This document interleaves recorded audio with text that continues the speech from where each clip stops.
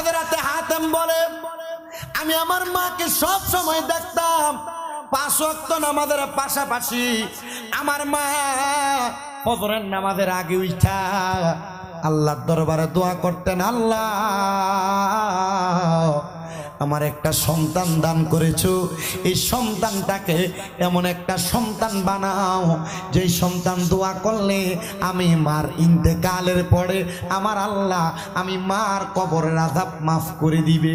এই সন্তানেরা আপনারা তো এখানে অনেকে বসেছেন, অনেকের মা নাই, অনেকের বাবা নাই, আপনারা অনেকেই তো মা বাবার জন্য দোয়া করেন, কিন্তু আপনার দোয়া কবুল হয় কি হয় না এটার গ্যারান্টি কেউ দিতে পারবে না, কেউ দিতে পারবে না। তবে হ্যাঁ, এমন সন্তান হন যেই সন্তান দোয়া করবে রব্বির হামহুমা কামা রব্বায়ানি সগীরা ওয়া কুর রব্বির হামহুমা কামা